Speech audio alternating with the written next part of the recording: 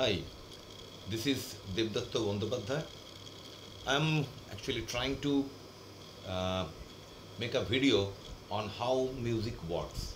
In this video set, we will discuss about how the scales are formed, how the chords are formed, the scales and the modes, and its resemblance with Indian raga system.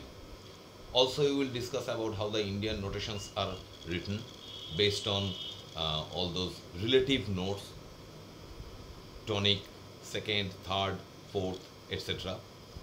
During this video, I have taken help of several books, of which Theory and Harmony by Arnie Bird, that is one which is of great help.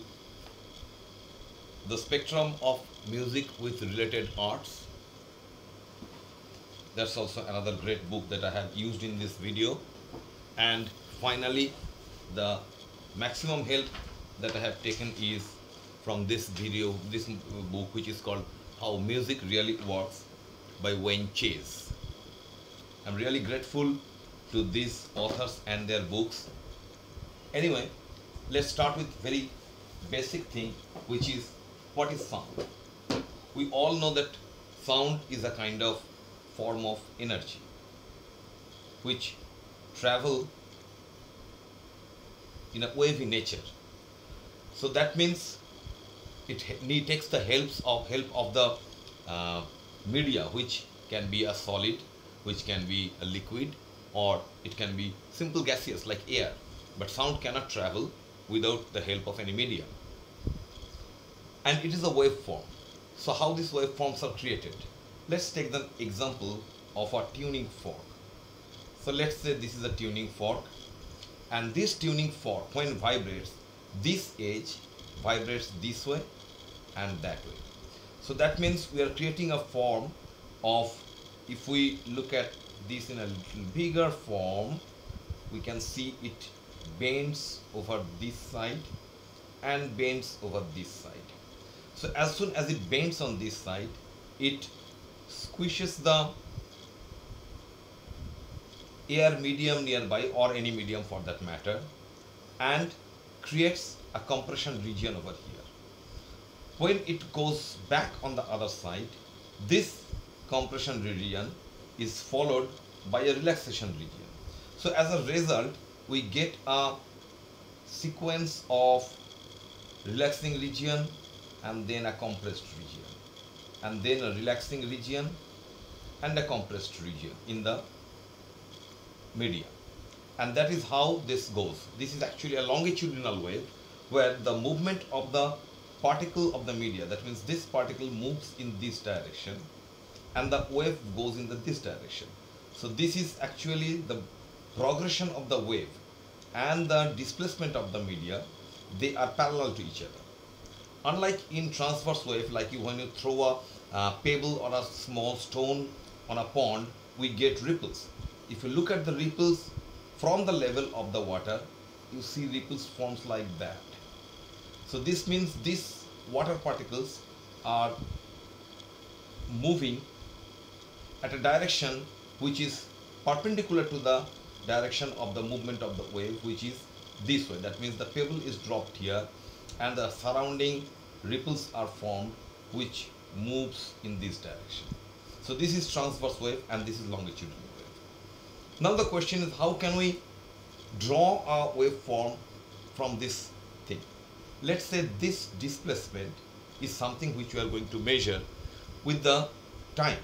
So if we draw, let's draw this little nice tuning fork once again. At 0 point, the tuning fork is fixed. So we are drawing a graph of time, this is time, versus displacement from the mean position, that means the resting position. So when we hit the tuning fork, it starts vibrating. As a result, it first moves in this direction, and with time, if we draw the displacement, it follows something like a little displacement, then a bigger displacement, then a bigger displacement. At one time point, it will get its maximum displacement, which is this position, which is say here. And then when it goes back, again the displacement starts reducing and achieve the mean position, but then it moves to the other direction. So we get a vibration on this side then, which is obviously followed by another displacement. Since this is we have taken in a positive direction, this one will take in the negative direction, and as a result we will take some displacement. When it goes to the maximum displacement, let that point be here. Again this will come back to its mean position, and the followed thing comes over here. So if we join these dots, we get a nice curve. This is one full wavelength. That means from resting position it goes this way, come back to the resting position, goes back to the other way, come back to the resting position. So this is one full cycle. Now this distance, it is called the maximum displacement, that is called amplitude, which actually denotes the loudness of the sound that we hear. On the other hand, this one full distance is called the wavelength, and number of wavelengths formed in unit time is called its frequency. So that means if we have two waves, let's say one wave is going like this, 1, 2, 3, 4. We have 4 waves over here, and let me draw another one where we have 1, 2, 3, 4, 5, 6, 7. So I have 2 wavelengths over here. Here I have 1, 2, 3 and half. So in that case, this wavelength, this sound has higher pitch, higher frequency.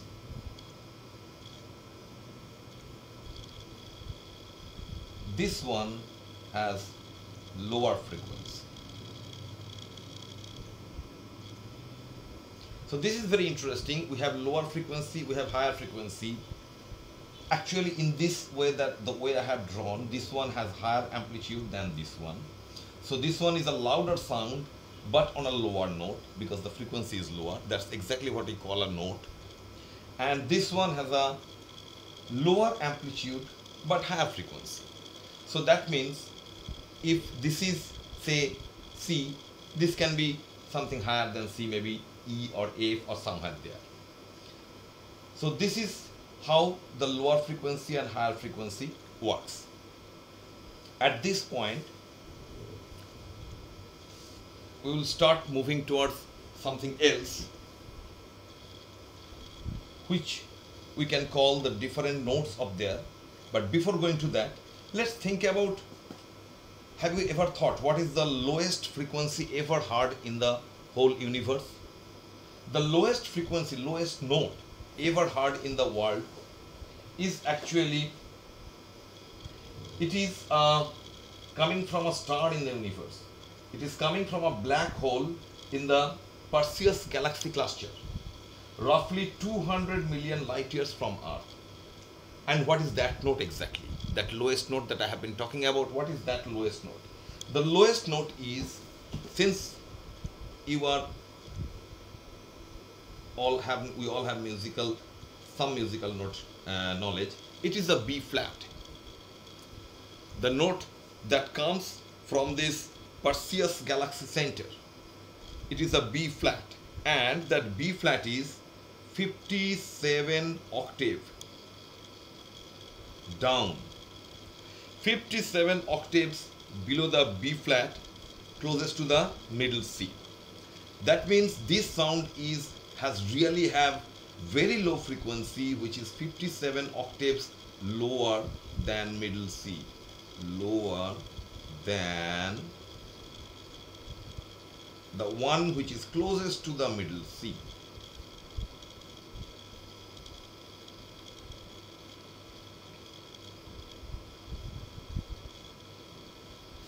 Now, to listen to this sound, what we have to do is we have to first, since it's 57 octaves on the left hand side, we have to build a huge piano. Let's say we could finally make this gigantic piano. Even we can make, and we hit that low B flat, then we have to wait 10 million years for the first sound wave to complete its cycle. And even then, we cannot hear it because our human ear can hear frequencies only from 20 to 20,000. The unit of frequency is hertz. So 20 hertz to 20,000 hertz is our ability of the ear to listen to any sound. Below 20 or above 20,000, we are not, a human ear cannot capture those sounds. So far so good today. We will talk about how these different notes are created in our next video, which we will publish soon.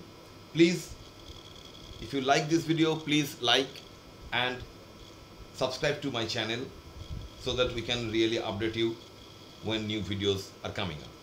Thank you. I hope you enjoyed the video.